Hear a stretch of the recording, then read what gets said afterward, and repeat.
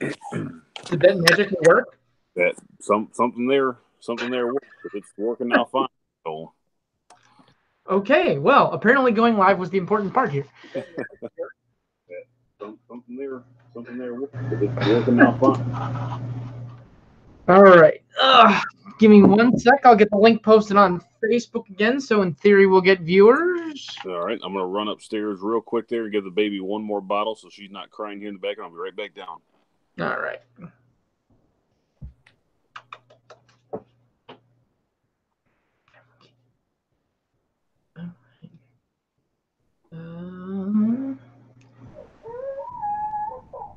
There we go. Jared's on the chat.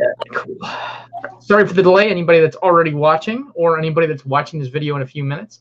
We are on our way to getting going. Just give us 1 sec. I'm getting the link posted on Facebook due to some technical problems we had. And then we'll get the plugin.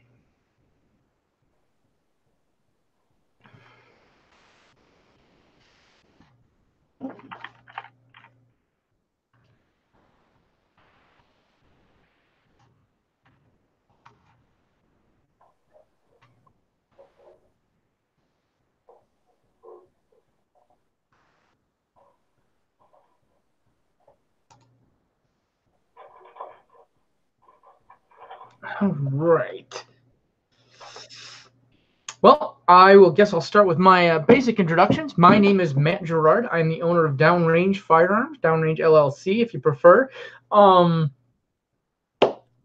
personal background is in law enforcement. I've been a cop for 11 years now.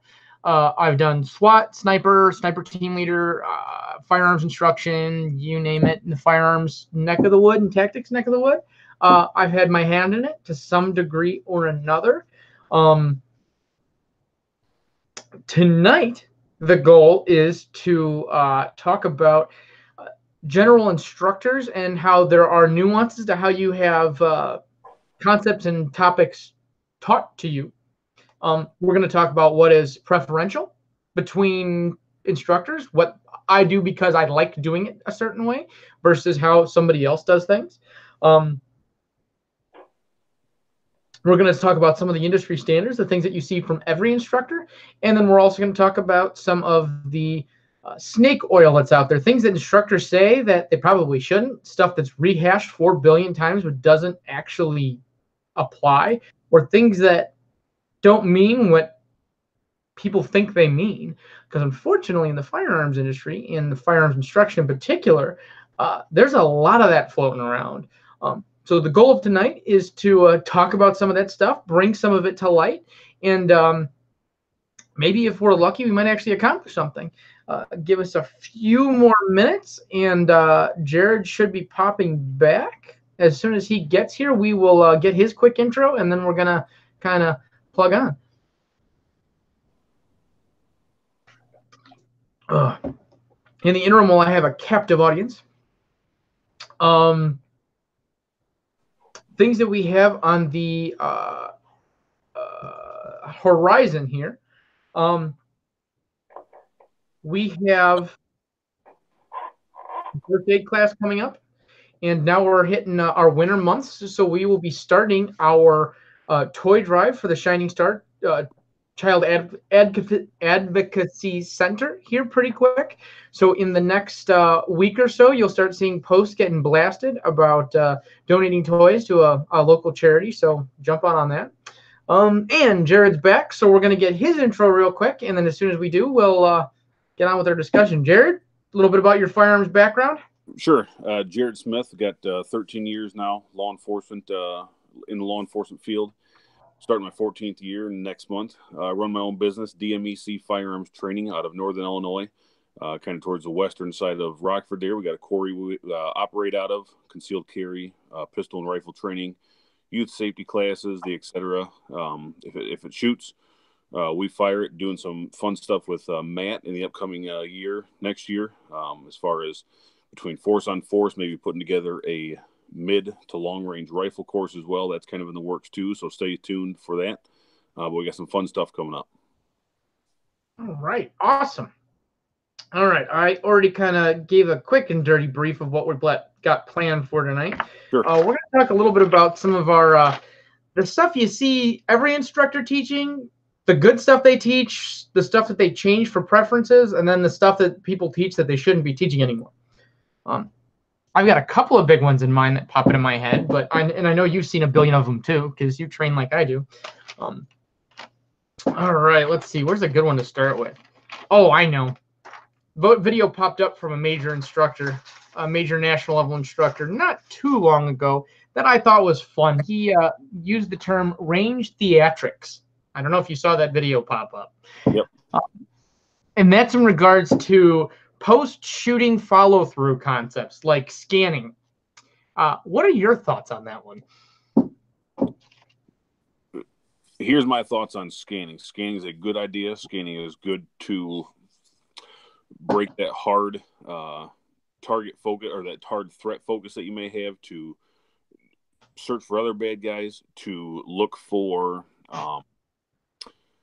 injured people, to stop and breathe and regather your own thoughts and assess your own self while still assessing the target. But my other thought on that is, despite numerous research, it just doesn't happen. When they look at shootings, when they look at police, mostly police involved shootings, it just doesn't happen. That threat focus stays locked on. They stay locked on the bad guy. They're accessing a radio. They're accessing a pair of handcuffs, and they really just don't stop to look. And it's not a fault of their own. It's just the way that the body reacts. It's just a way to lock onto what just happened and not be able to break out of that. Not saying it never happens, but I just don't think that it happens after every single 2 or 3 or 10 round burst that you just fired. They're just not there to back it up. Again, yes, it's still a good idea. You should still be training for that, but don't think that your body is going to automatically default to that in a shooting. I agree with you 100% on that.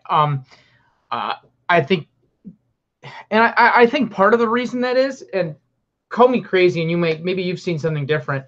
A lot of the places that harp on do your scans, do your assesses, do your scans, do your assesses, it's just like that stupid video was, where people just, and that's it. They're not actually scanning. They're just turning their head left, turning their head right, so the instructor behind them doesn't yell at them and say, hey, you need to be scanning left and right.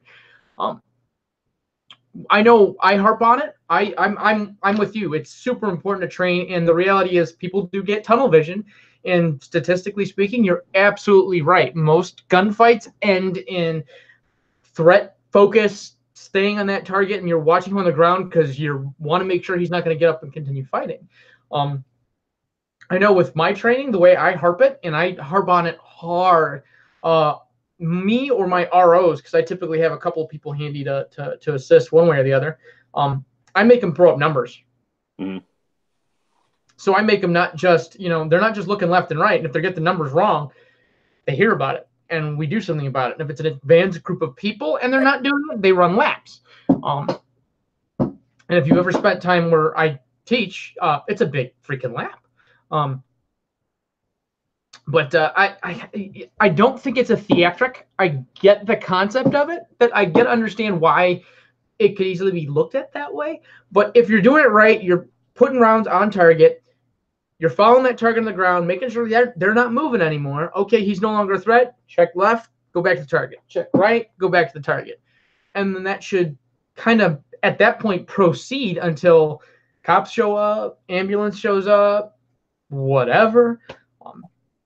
The other big thing I have a problem with that is guys want to start teaching that at your 101 level entry classes. Not that that's some advanced thing to be looking around for, but the problem I've seen is, okay, we've taken our shots, they missed the target, but who cares because you did check your 6, you looked around back behind you at all. Well, that doesn't do you any good to be teaching you things that are down the road outside of marksmanship or past these 100 level courses when we're not even going to hit the target. We shouldn't be looking for other targets because our first target's not even down, and then they skip past that. Well, you didn't hit your guy, but that's okay. You check 6. That's good. Good job. That's not. Oh, I absolutely agree. And I harp on that in my classes when I'm doing, if we're doing like failure drills, for example, Mozambique style, 2 to the chest, 1 to the head. I tell my students, you shoot the regions I asked for until you hit them the number of times I asked for it. So if it's 2 to the chest, 1 to the head, I expect 2 rounds in whatever the center mass target is, and 1 round in the the head box that we need. If you're not doing that, you're like you said, I'm glad you got to the scan and assess phase, but we haven't got past the put bullets where they need to go phase. Right. And that's ultimately the important part.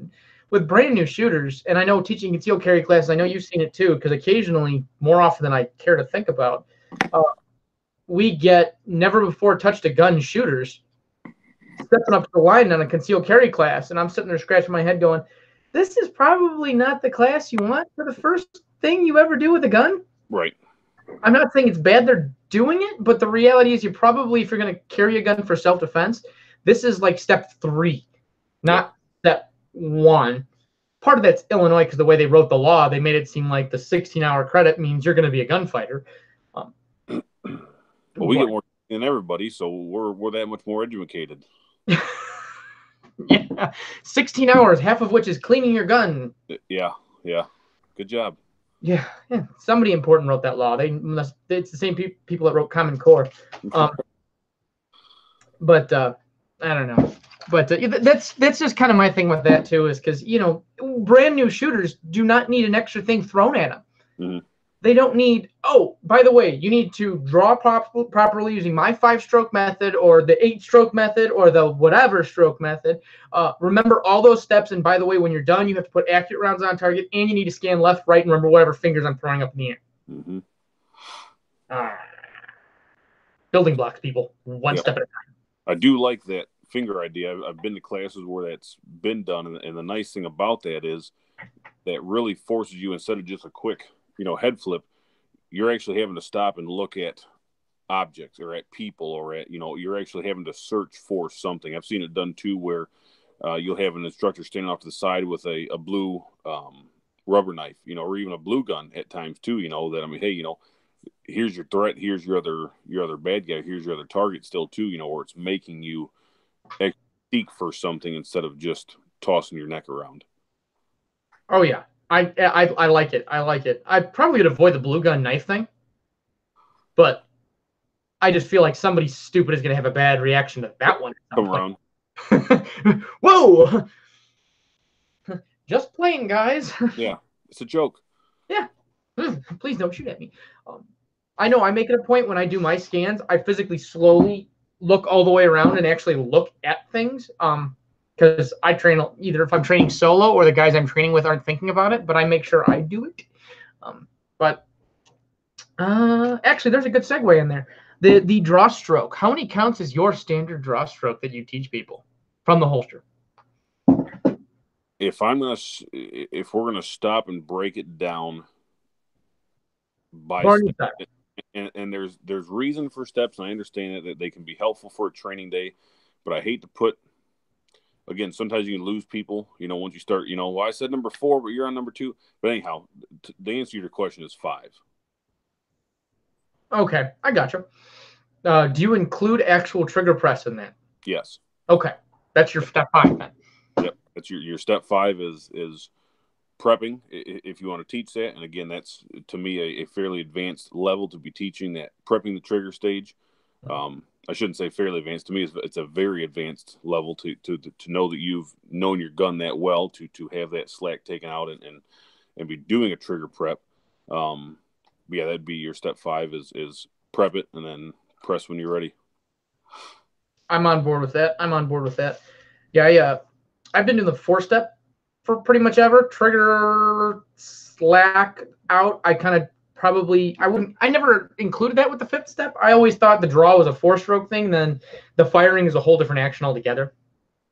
But I like the 4-step because I can break it down Barney style for people. So just, okay, the individual components of it, get them used to how to grasp while it's in the holster, so on and so forth. And then each individual step where their hands should be. And then I tell them, all right, once you've got that competent, and then we can do that safely and then back in reverse again and get you back in a holster without hurting yourself or anybody else. Then we start streamlining it and then breaking in the efficiency. And then the 1, 2, 3, 4 starts to disappear all on its own. And then it turns into 1, 2, 3, or 1, 5, 1, 4, whatever. And then you start removing steps. So going back to that real quick, you said teaching them where their hands need to be.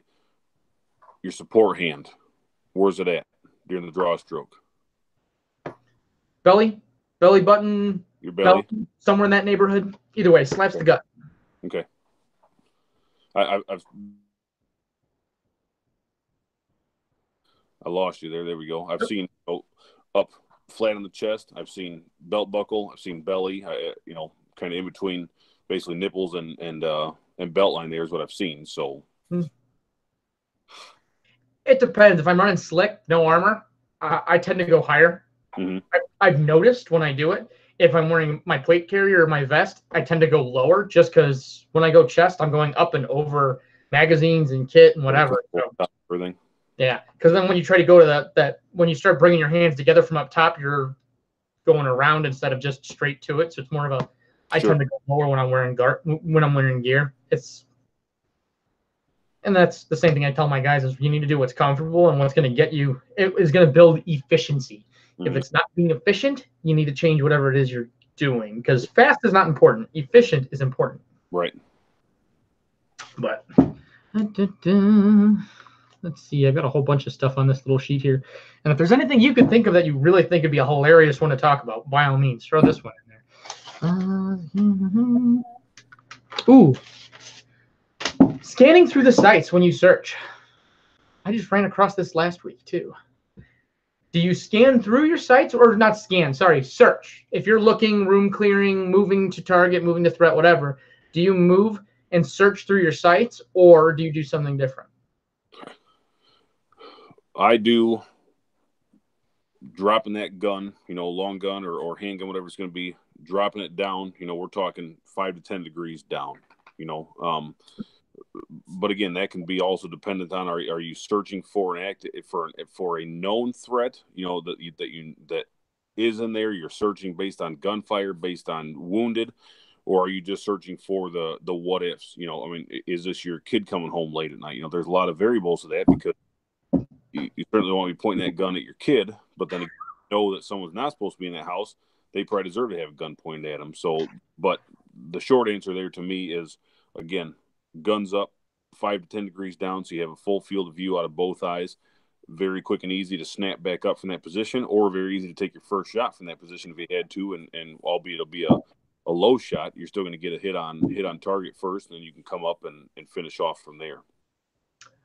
Yeah, I'm on board with that. I totally understand that. And time on target, the longer I've been shooting, the more I've messed with like shot timers and going from like a lower ready versus a full high ready versus on site.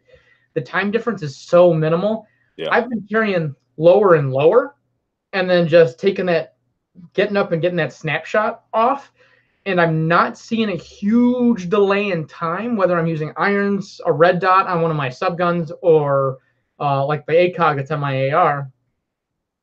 The difference between those three positions tends to be pretty nominal.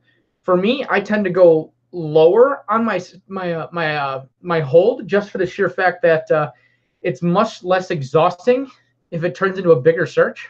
Sure. Yeah, if you got a whole building to take down, or a church, or a school, or a shopping mall, something like that, you're certainly going to tire out. Definitely having those arms extended like that the whole time, holding that gun. So no doubt. Mm-hmm. Yeah, and if you're talking like a 3-room garbage apartment and it's a door kicking session, then yeah, I go a lot higher up because I know I only have to go through, 3 rooms. Mm-hmm. And if I've got to hold somebody at gunpoint, I'd rather look like I was looking through my sights at them because that tends to get their attention a lot better than me, throwing at the low ready. Because if I'm sitting here, it's fine and great. But if I'm sitting here, they're really, really thinking about you at that point. But again, it's a situational dependent thing that you're going to do. Most of the time, I tend to run lower. Typically, which apparently is really strange because a lot of the training I've gone to in the last 6 to 9 months, they're like, oh no, you want to be, a couple of them have blatantly said, search through your sites, search through your sites, search through your sites. Huh? I don't know. Again, maybe situationally dependent, but I mean, especially if you're having to go a good distance, you have that gun fully up, fully ready to go. That's going to get, you're gonna wear out pretty quick like that. And again, you're just, I mean, you're losing, you are losing some field of view there doing so. A lot, in my opinion. Anything that, when you're up here, you're blocking that mag, that the body of the gun, your receivers, whether it's a pistol, whatever, you're losing everything below the horizon line. Sure. Unless you're only searching for feet. But if you're searching for guns and waist level, the things that can hurt you are, between here. Generally speaking, it's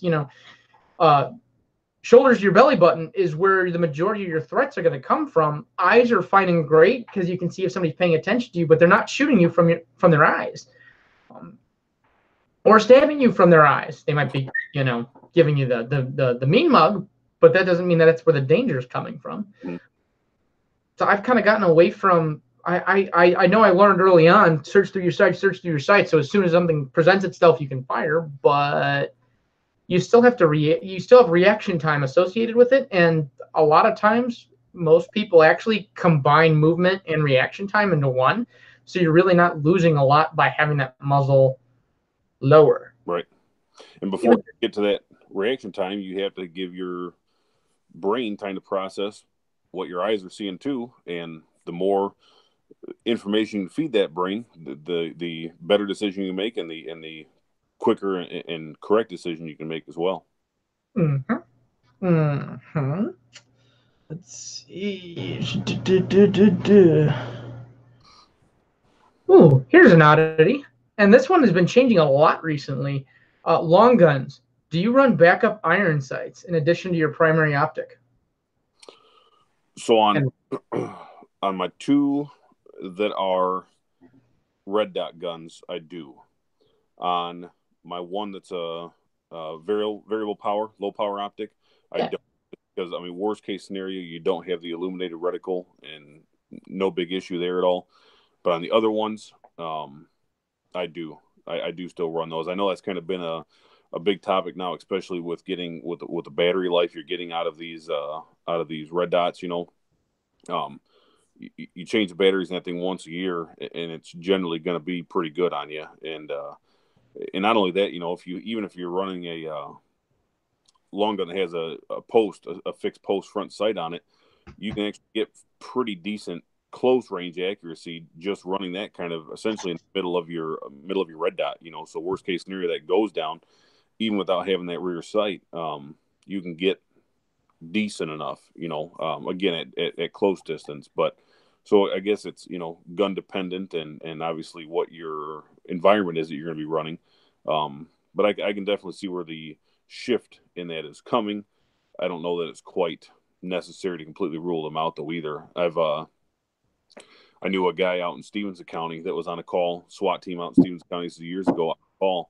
And at the time they were running, I forget what red dot, but they were running a red dot with irons. And at the time, this was before all the different lens coatings and things like that were out.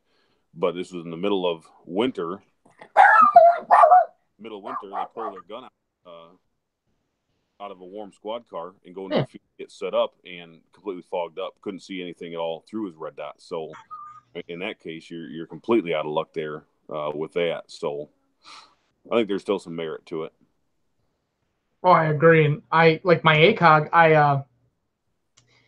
I used to have them actually on the right-hand rail, and I threw them basically like pistol sights. So instead of it being all the way to the rear, I'd throw them all the way on the right-hand side, flip them up if I needed them, and I'd just roll the gun over my shoulder. And I wouldn't even shoulder it. I'd actually throw the stock all the way up and then crank it back.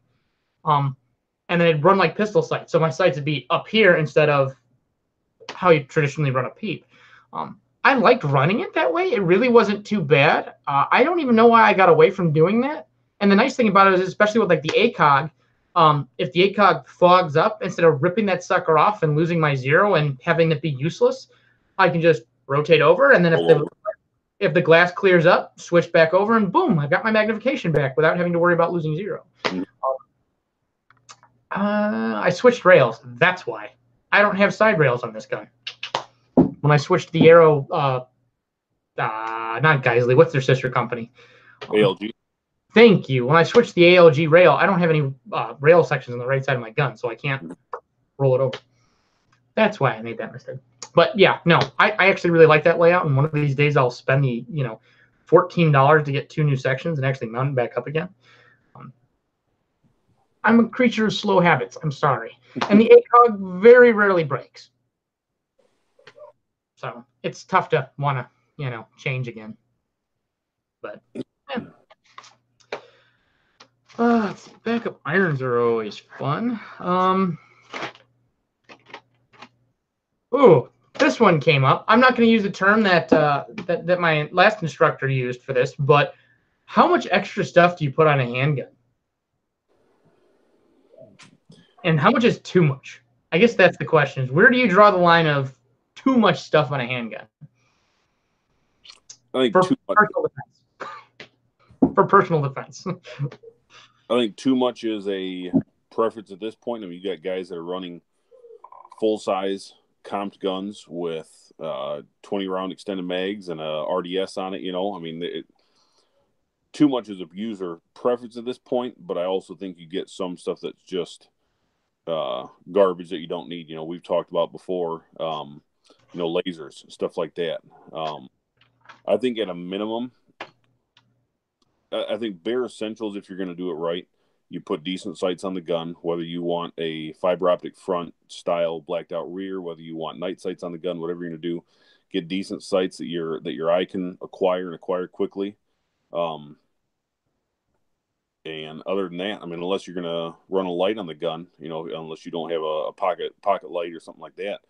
Other than that, I mean, for the average end user, for the 97%, let's say, that's all you need. Throw that with a good holster and carry on, carry safe. That's going to be the end of it. Talking obviously off duty gun, things like that. But I also understand the merit too. I mean, if you find yourself in a gunfight, if you find yourself in that position, you cheat to win. So if you get a couple extra things on there that are advantageous to you, being a flared magwell or extended this release or red dot, if you got aging eyes, or you're looking to reach out a little bit further, or just looking to pick them up a little bit quicker, whatever it's going to be. Again, the user kind of determines that. But I think as a baseline, start with some decent sights on the gun, and dump the rest of that money into training and into ammo. Get on that gun. Yeah, I'm with you on that one completely. Most of my guns are all factory. They came from the factory with good quality sights. I throw a flashlight on pretty much all of them now, especially now that the TLR7 and TLR8 series came out. Worth every penny. Those are really pretty darn nice. I mean, it's no TLR1, but it's really pretty freaking good. It beats the heck out of the Surefire, the CX1 series and the CX1B, and those were it beats a poke in the eye, but they're not great. But the CX7s or the TLR7s are just fantastic lights. I want to start training with the red dot, and everybody who I know that's gotten comfortable with them says you need to make that move. Sure. I haven't taken that plunge because I've got a gun I'm ready for it on, and just same thing. It's a whole new learning curve, whole new training regimen. I mean, you're talking a good 2 to 3 days of solid guided training on that from a good instructor to really get you switched over, off your irons. I've shot guns like it. I can see certainly why it's advantageous, but I just don't know if that's right for me yet at this point. It's a like you said, it's a big transition because you're talking the $450 optic. Because let's face it, there's really one option out there. As far as I'm concerned, maybe I'm wrong and there's better ones coming up. But as far as I'm concerned, the only one that I would consider on a service handgun or a self-defense handgun would be the Tri-G. Yep. I hear the Delta Point's nice, but when I like Aaron Cohen, I like to read his stuff. And when he did his red dot teardown, he's like, the only one that survived like everything was the Tri-G gun. Yeah. I talked to a couple of SWAT guys too, that SWAT team over kind of towards the suburbs that have been transitioning over. And this guy said they've tried them all. They've tried the Vortex, they've tried the Leopolds, they've done the Trigicons, the SIGs, and he just said there's nothing else that they beat them. They run them off their shields for charging the gun. They set out to find the weaknesses, and they found weaknesses in all of them. with the exception of the Trigicon. So, The RMR was the first. yep, They continue to be the best. yep. Hey, speaking of your guns and your carry guns and your guns, what you carry, because I know you carry I'm assuming still the SK, the VP9. Yep. What about the new mag release they've issued on those? What do you think? Better than the paddles or no? I'm a paddle guy. I I do too. like the Euro style mag releases. Call me a creep. Maybe it's because I'm a creature of habit, but my little tiny soft itty bitty man hands, I have to readjust typically to do mag changes with Glocks. I very rarely am able to get a full solid grip with my hand and then reliably hit that mag release without a shift. Mm-hmm. With the HK style mag release, do I have my toy gun? No, I don't. It's a middle finger press for me. I don't change my grip or anything. I just pop that middle finger, pop it, and the mag drops out. And I've been doing that for years and years and years and years. And it's faster for me. It's more comfortable for me. I think I like the paddles better. That says it was a good move. That said, it's a good move for H&K because they're going to bring a lot of American shooters that are like, oh, none of those Nazi mag releases. Yeah. No, I agree. I like the paddles too, but I can certainly see why, for them from a business standpoint, that's going to be a big draw, to other folks that everything else aside that was probably their only turnoff to the H&Ks. I mean, it's an ambidextrous mag release for every gun in that lineup. You can't say that about everybody else. And the chief complaint I've heard from, I want to say 70% of the people that try the paddle over the button is they try to run the paddle like a button. So they're trying to hit it with that thumb. They're like, oh, I got to shift my grip. This is terrible. I'm like, try your middle finger. What? Yeah. Magic. I've seen middle finger. I've seen some people readjust even a trigger finger to go down and hit it. I've seen a couple different ways that it runs, and it does work either way, no doubt. Yeah, I'm a big fan. I'm goofy like that. I've been yelled at before. You can't use your middle finger or your index finger. I don't want anything inside the trigger guard. Yeah. I don't buy that. That's not really a big concern when I'm hitting the mag release. It's a different motion. But you brought up sights, night sights, thoughts. I like them. And again, for if you don't have another light source, I think they're going to be still worth it for you. Now, if you're carrying a weapon mounted light and a gun, something like that, sure, maybe you can go away from those and go with a fiber optic front, a blacked out rear or some other setup like that. But again, going for the 97%, of what we'll say your casual shooters or your casual carriers or whatever you want to term them as, I think there's a lot of merit to it. Again, going back to guys that have studied this heavily, though, I mean, when you talk about these nationally recognized instructors who are getting data back, I mean, you're talking these guys that have had scores and scores of their students. One I just read, and I forget who it was, maybe Tom Givens, maybe. He had interviewed 67% of his shooters. I'm sorry, he had interviewed 67 different of his students over the years. They'd all been involved in a deadly use force threat with their gun. Police officers, civilians, off duty, the whole gamut. And only one of those 67 ever told him that there was not enough light to see the sights on their gun. So, I mean, sure, low light or even no light does happen, but almost all of them reported back that the majority of the time they could still see their sights in some type of ambient light source. They didn't feel a need to have a flashlight or a light or anything like that.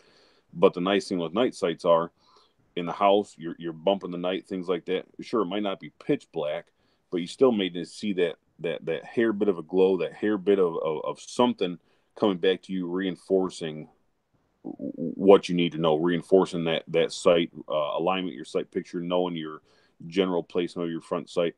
I like them. To me, they even aside from the luminescent aspect of them, they tend to draw your eye a little bit better because of the tritium, because of the whatever brand you're running, the orange to it, the green, whatever it is. They tend to grab that eye a little bit which is obviously going to help down the road with site acquisition, or I'm sorry, with front sight acquisition, being a little bit quicker too. So I like them. I'm on board with that.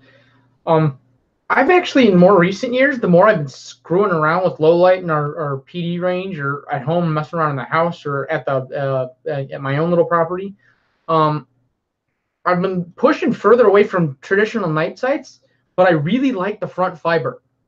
Every time I get to play with that front fiber, I love it because it tends to react better to ambience. So it's almost like an automatic. It's obviously not doing anything special. It's just a fiber optic tube, but it sucks up whatever ambient light is and basically adjusts it auto adjusts the brightness to whatever your circumstances are, so you can pick up that front sight. The more I've been messing with like my night sights, I don't care for them as much. If it's dark enough for me to get a clear sight picture off of my night sights, it's not bright enough to see my threat, unless you're in one of those weird circumstances where I'm in the dark but he's visible. I tend to see that my night sights aren't nearly as useful. I'm running my backup, my old VP9, my personal one, not my service weapon. Has one of the big dot. I think it's the Trigicon, the big dot front sight. I like the big orange dot for that, exactly like you said. It picks it up, it glows, it's very, very visible, it's very, very noticeable, and then it draws that eye. So I have a natural tendency of picking up that dot and focusing and putting a lot more emphasis on that. And I like that. I do like that distinguishedness that helps you give something to focus to on that front sight, and it helps kind of, remove some of the bouncing from target focus to rear sight focus to front sight focus and back, and that the thing your brain naturally kind of wants to do. It helps you kind of fight that a little more and keep that emphasis on that front sight. So I like a very bright designated front sight. My Smith, my M&P has a set of Dawson Precisions on it, blacked out with a fiber optic front red, and that is. I slowly feel like I'm gravitating towards those now. That blacked out rear, I'm not sitting there trying to make 3 round dots perfect, which shouldn't be our focus, but the body's natural OCD wants that to be the case. But having that thin front blade as well, I mean, that gun just shoots, holds a tight group, even at distance 25, 30, 40 yards. Still holding a good distance on a good B8 and everything, and so I'm kind of again gravitating more towards those. And like you said, I mean, as long as you have something up front to grab a fleck of light, to bounce that light back off of, you go back to some of the old hunting rifles, some of the old big game hunting rifles. The front sight ramp was gold, inlaid gold, and again, you're looking for something that reflects off of light or gathers light or hits light to show back at you. And Clint Smith out at Thunder Range, same thing. His 1911 has a sliver of gold up the front sight. Sure, it's not going to glow, but it's going to bounce that light back to you and give you that positive feedback about where your front sight's at. Well, I agree completely, and I'm halfway tempted. People are surprised that I don't have as many extra guns floating around as they think. But I'm halfway tempted to just completely take like a neon yellow or neon red paint and just completely coat the front post. Sure. Lose the dot altogether, and so I have that flat ledge, and then just have a neon colored front post, because I feel like that's going to really draw my eye and then keep my emphasis on instead of the dot. Because the problem with the dot is your natural tendency is going to be to draw your eye to the center of the dot as opposed to your flat spot. Right. I'm almost tempted to just have that squared neon colored, a full neon colored square for that front sight post. So I'll hopefully, in theory, it'll keep my my vision there. I don't know. I haven't messed with it yet, but it's up there with the RMR concept, where I need a lot of time to just sit down on the range and just send rounds down range with a shot timer and see if there's an improvement, see if there is an improvement. And unfortunately, who has time for that? Yeah. And right now, what I'm doing and what I've been doing, it works for me, So I hate to, I know again you cheat to win. You do things give you a slight edge, but what I'm doing right now is working. So same. Workspace loading, unloading malfunctions. Where is your workspace, and what do you think about it? We know our workspace is here, in front of us or right around the face. If I had to put a size on it, I'd say that workspace is, let's say, 18 by 18 inches, from the top of our head down, just that peripheral vision type of area in front of our face, essentially. I like working everything from there. My traditional load, unload, reload, malfunction, whatever it's going to be, is if your gun is here, it's just going to be a simple break of the wrist to turn the gun right back into you. You if you think of it, I guess to explain it, let's say your front sight kept on the person. You're keeping your front sight on your target, on your bad guy, on your threat, whatever it is. You turn it just enough to where that front sight is still level with it, but the gun is just down a little bit again to give you a little bit more broad range of view. Dropping that turns that magazine well, puts you in line for your magazine load, puts you in line for your tap and rack, whatever it's going to be. So I'm a big fan of keeping it up a little higher. I know some people like to drop it down a little bit lower, but my thinking is if it comes down lower, at some point it's got to come back up to finish the job.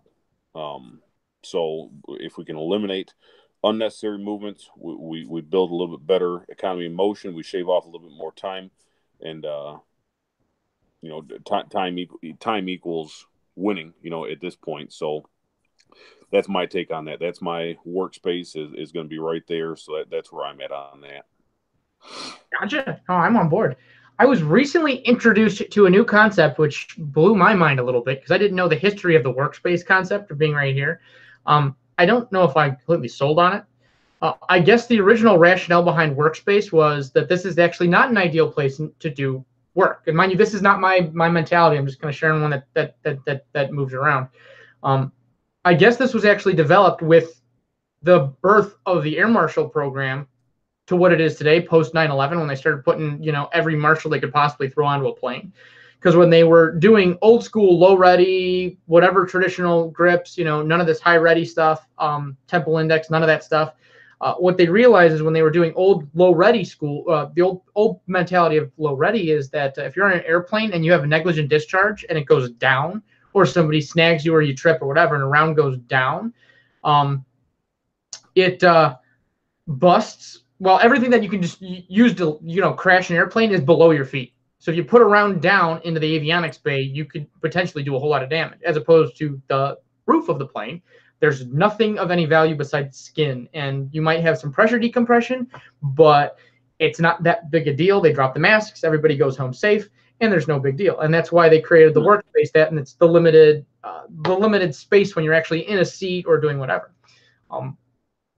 I personally think it was a good transition, because every time I see people use a low workspace or whatever you want to call it, that does this low belly malfunction, whatever, and then says you shouldn't have to look at your gun to reload, you shouldn't have to look at your gun to do malfunction drills, is fine and great until something unexpected happens. Because it's fine and great to practice to the point that you can do a malfunction drill with your eyes closed and while looking at a target. And while you're doing drills, from what I've seen, yes, I can drill manually that if I have a malfunction, I can keep my eyes on target and fix the malfunction. The problem I run into is when the malfunction isn't prepped in my head and it's a surprise, my eyes draw to the firearm. If I leave my firearm here, and my workspace, instead of being right out in front of me, I usually extend a little further for most of my work. So if I have that malfunction and I look at the pistol, my threat is still in my direct field of vision. And if I'm far enough out with my malfunctions, my reloads, whatever you want to call it, whatever the stoppage is, I'm still, even if I'm looking at my gun, my threat is still in my plane of view, and my hand is not blocking enough of my vision. Because if I'm way out here, I might be blocking my right eye, but my left eye can see it, and vice versa. I might be blocking the other thing and whatever. As opposed to, I know early on in my policing career, the workspace was right here, and this is where you did all your work, and it was a total blockage of vision. You're missing huge chunks of the area. I know I've heard that there's an economy of motion, like you were talking about too. By reloading at the waist, you'll be much faster because this is where your mags are. You can reload and get back in the fight faster, but I like what you're saying. I like having my sights kind of on target, so all I got to do is shift, drop, do what I need to get back in the fight, and then my muzzles already is where it needs to be. Reference my front sight, my eyes, and then my hands, so I can just start putting rounds on target faster without as much, I don't know, jockeying around, reacquiring targets and whatnot. You know, and I think whether you're talking going back to a 5-count draw stroke or a 2-count draw stroke, whatever you teach, if you're talking a reload, you're talking malfunction. Let's say you're talking whatever it is, you know, and regardless of what instructor is telling you or I, regardless of whether instructor is telling another, folks just need to stop and look at this stuff and say, hey, is this helping me become quicker, become more proficient with this task? Because quicker and more proficient leads to less time fumbling around, leads to less of a scramble of an OODA loop, leads to less of a reactionary gap, all those kinds of things. Is this task getting me on target quicker and able to quickly end the threat that's here? Is it shaving time off? Is it building this economy of motion? You know, because a lot of guys have good ideas that in theory just don't work from a time restraint, from, you know, whatever it's going to be.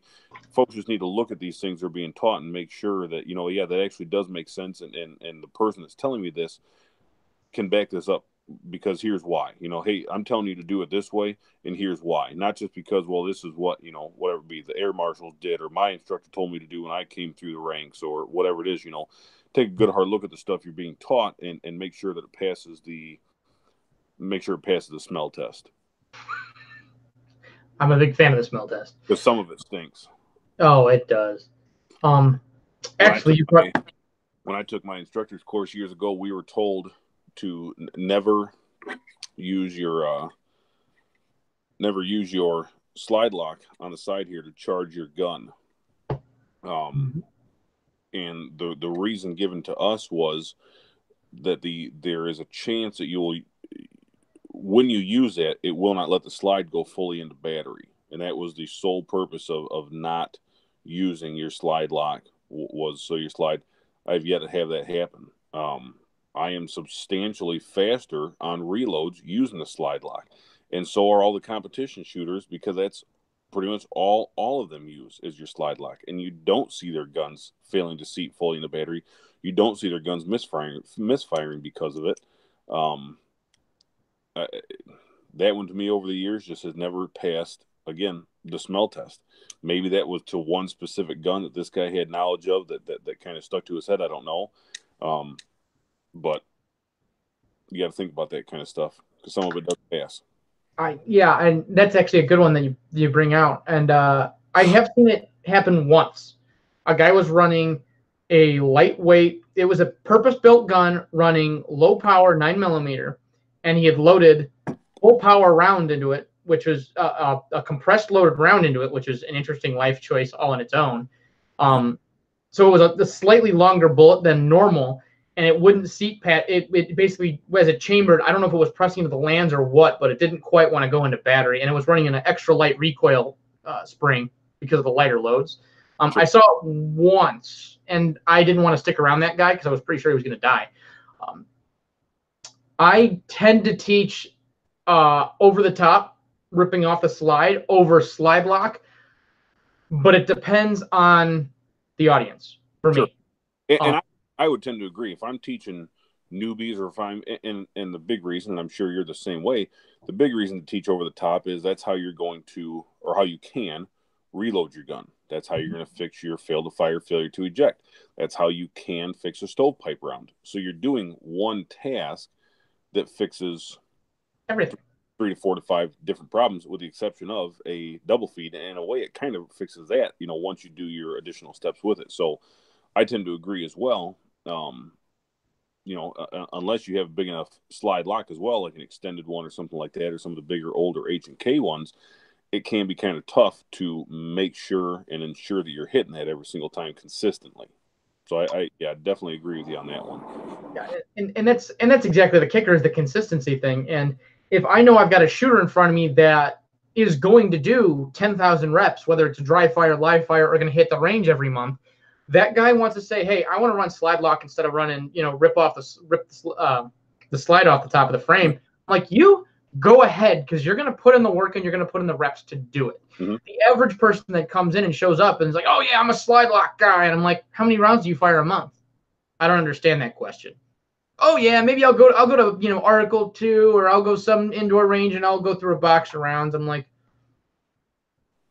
do you shoot or do you train? Because if you train, I'm all for it. If you shoot, that's something else. Right. So a box of rounds, you've now done 3 reloads. None of them were pressure under time, and none of them were for purpose-built training. They were just to get the gun back to go plinking again. So, that doesn't count. Yeah, exactly. Those guys, when they come to the range, they learn rip the slide off the top, because they're never going to hit that under stress. Because the big argument I always heard for missing the slide release is it's a fine motor skill, and you can't operate, under stress. You're going to lose your fine motor skills. Yes, but only unpracticed fine motor skills, because this is a fine motor skill if ever there was one, and people are very accurate under stress. Yeah, and if you lose that, and if you're going to lose that under stress, you're really screwed. If you're losing this under stress. Yeah. If you practice it, you're not going to lose it. It's as long as it becomes muscle memory, and you get, or whatever the choice term of, the term of in favor right now is for muscle memory. Yeah, but whatever. I don't care. I call it muscle memory. You know what I'm talking about. Everybody knows what I'm talking about. I don't care what the psychological term is for it. But as long as you're practicing this and you understand and remember and do it all the time, I'm cool with that, especially with my shooters, if you're going to do it right. Yep. I don't care what method you use, as long as you do it consistently and it works. With the exception of if you're taking a class for a specific purpose, I'm going to make you do it my way. Right. Absolutely. Give it the, try it once, or try it twice, or try it half a day, or whatever it's going to be. At least try, like you've said in the past, you're paying me, you're paying you to teach you a reason. I'm teaching you a reason. I'm teaching you that way for a specific reason. At least get a fair and honest shake and try it out. So, yeah, I've had a bunch of people take classes before, like, I shoot better this way. I'm like, yeah, that's fine that you shoot better that way, but have you ever tried my way? 1, and 2, you didn't pay me to shoot drills. You paid me to teach you how to shoot guns, because that's what Pistol 1 is. That's what the concealed carry class is. That is whatever class that you happen to sign on for, was to learn this method of, you didn't come to just shoot guns for 8 hours. You came to learn the downrange, to take downrange basic intro, the DMEC Pistol 1 course. That's what you signed on for. Suck it up, eat your pride, and realize that maybe there are other things out there. If at the end of the day, run it by the stink test. If it's a little stanky, toss it away. You never have to look at me again. Don't take another class. I'm not going to cry. There's plenty of people that want to shoot, that want to come out and train with us. I don't need to cry, and I'm not going to cry myself to sleep because I don't have my customer. Sure. Darn, you didn't love me.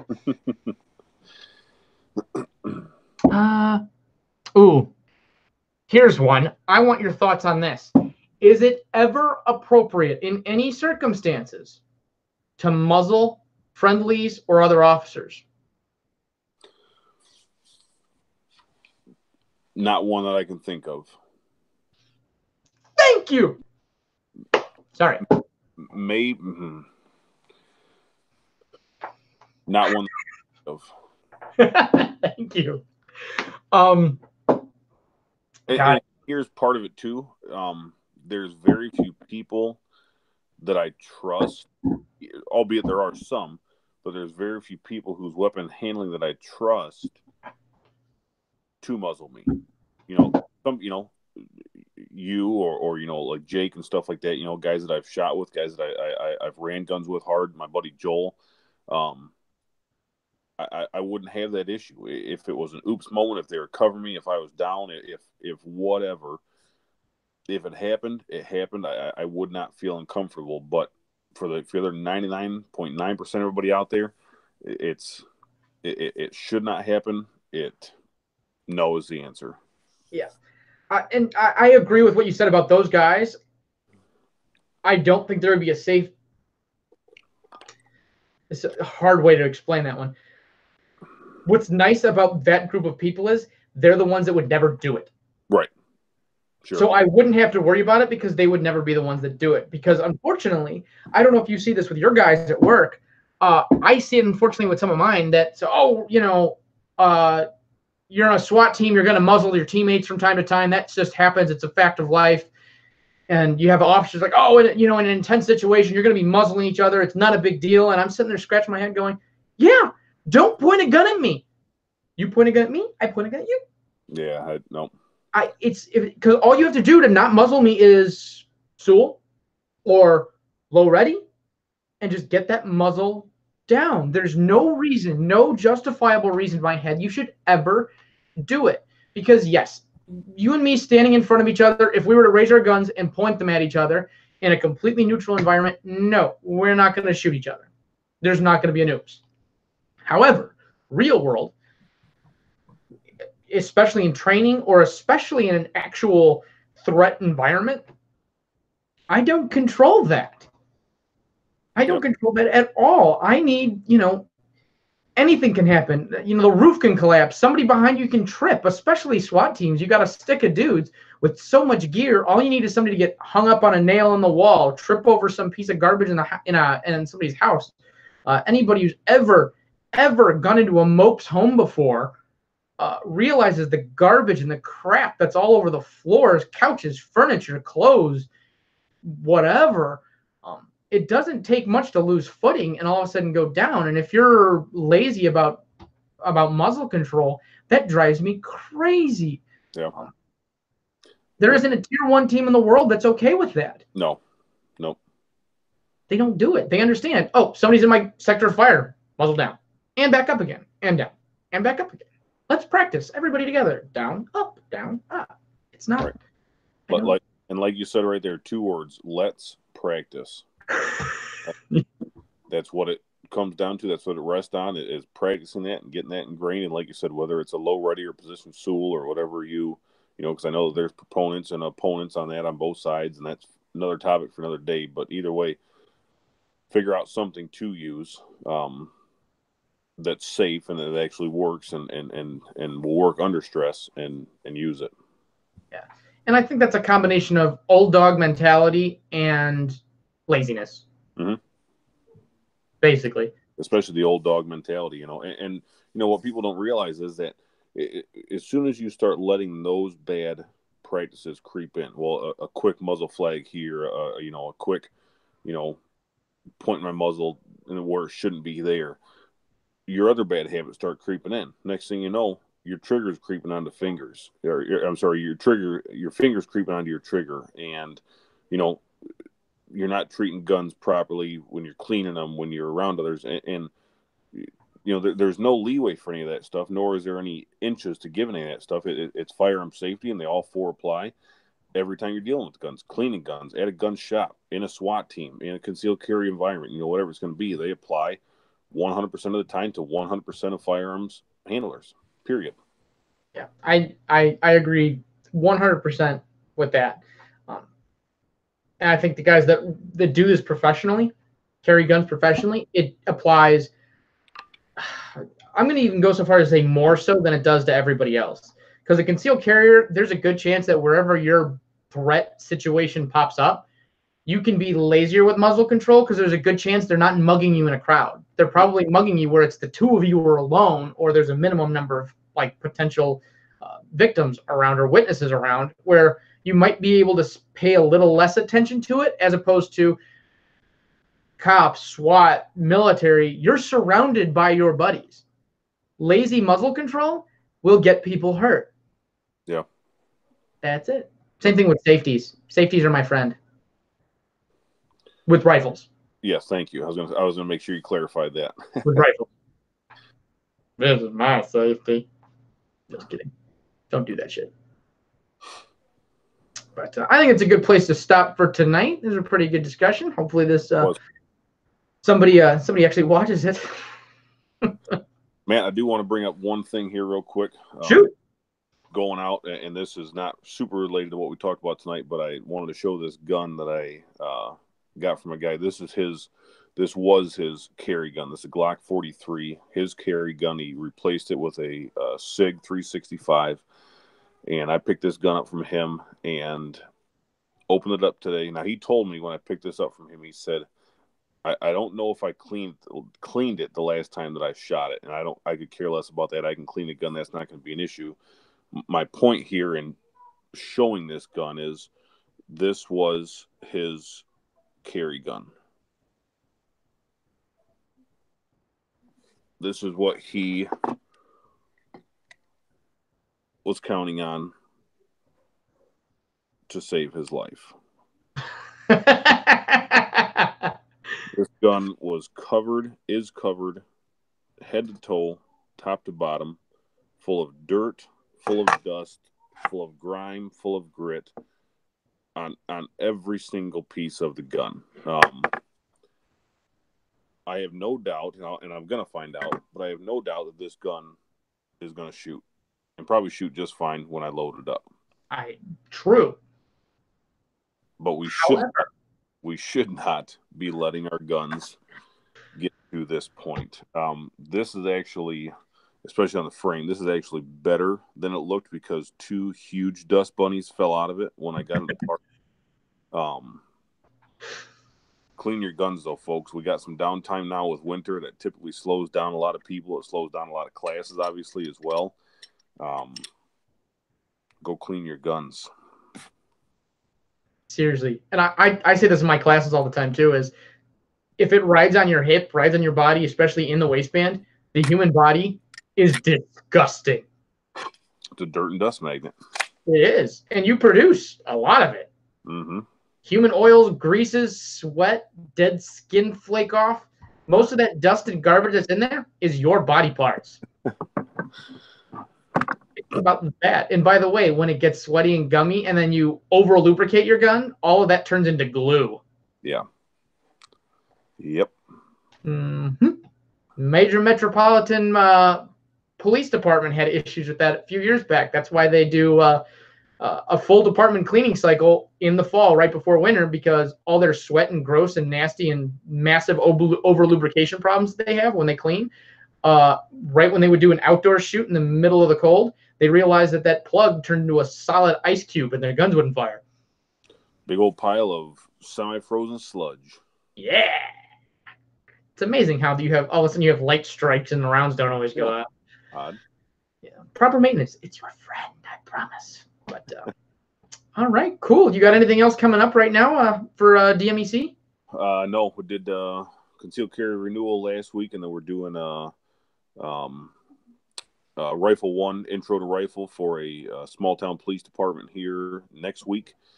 Just a 1-day course offering there they got a small department and the guys haven't had too much formal training on it. So we got together with one of their shift sergeants and I said, hey, we'll do a free class for your officers. Will you guys send ammo and send bodies? And he said, we'll send every one of our guys out there. So we combined with them another small force. We got guys coming out for some free training, willing to train and happy to get it. So we're excited to do that. But then that'll wrap us up for the year.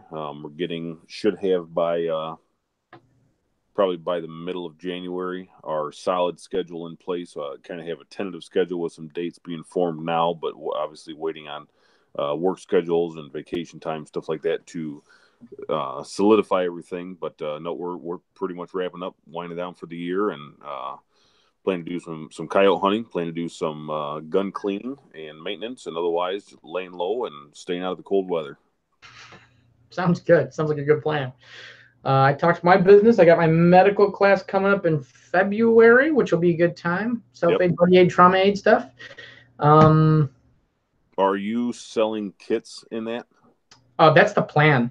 Okay. That's the plan. We're going to have a slim body Molly setup. You can mount it on your belt if you want to. Kit that'll be, your basics, your tourniquet, your Israeli bandage, some other little miscellaneous stuff that we think is probably the most useful for gunfight survival. We're leaving out some things that we're like, you can apply this, but the reality is, unless you're in Iraq, Afghanistan, or in an active shooter event where you're not going to get medical treatment for 4 hours, we probably don't need all this other garbage. Yeah. Well, touching on that real quick, first of all, it's a class that everybody should be taking, especially your police officers if their department doesn't offer it, your concealed carry holders. range safety officers, if you're on it, anybody should be play. But something to think about. I read an article on the Las Vegas shooting. So you had 50 shot and then hundreds other wounded from running over people, jumping over fences, jumping over, concrete barriers, whatever it may be. But they said that everybody that was there that day, 20,000 some people, I think, in that immediate area, they said if 2% of those people had IFAKs on their person, they could have treated everybody in there. 2% of people. So, I mean, this is a huge push. It's a nationwide push. It's a good push to have these items immediately available in the hands of civilians, in the hand of law enforcement, in the hand of off duty, whatever it's going to be.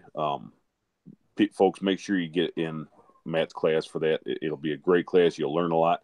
You'll learn the proper way. You'll learn the quality gear to buy and what gear to stay away from. But definitely get in on that class, no doubt. And then get yourself a kit. Yeah, and if you don't have one of these, if you're only going to carry one piece of medical kit with you, get yourself a quality tourniquet. I'm not going to get into that right this second, but I'll do a write-up later if anybody wants to, and they get a request. But get yourself a quality tourniquet. I carry soft T wides. I have one on me 24/7. If I'm out of the house, especially if I'm carrying a gun, I have it on me. If you're going to be lazy and you're not going to carry it around everywhere because it's bulky and uncomfortable, at least bungee cord it to your headliner, your center console, whatever, every single one of your vehicles, and one in your range bag. 2 in your range bag. 2 in your range bag. Get them, learn to use them, and run them because they'll save your life. They really will. Absolutely. And the only thing else I got left is we're doing our toy drive that we do every year for Shining Star. We're going to kick that off here. Contact me. We're dropping off any kind of toy donations. I'm thinking anybody under the age of 13, toys designed for anybody under the age of 13 would be greatly appreciated. They do their big holiday party on December 3rd, I think. So I'll need to have everything in by then. I haven't talked to our other usual partners in that one. So everybody that wants to participate, feel free. We can set up some drop-off locations for everybody then so we can get a big turnout. Last year we had a full carload, and that was like 4 days of heads up. I'm actually doing this on time this year, so we're actually going to have a full, almost a full month of actual prep time to get this together. So hopefully we can get a decent turnout for load for the kids over there, because Shining Star is a great service for helping out children that have been abused in one form or another, and it's good to be able to offer them a positive Christmas from a bunch of positive people, and that's ultimately our goal. So excellent, cool. Groovy. Well, thanks for coming on again tonight, Jared. Yep, thank you for having me, Matt. Always a pleasure. Always fun. Always a good time. I'm sure we'll do another one again coming up here soon. So, yep, absolutely. In the interim, you have a good night. All right, Matt. You too. See everybody.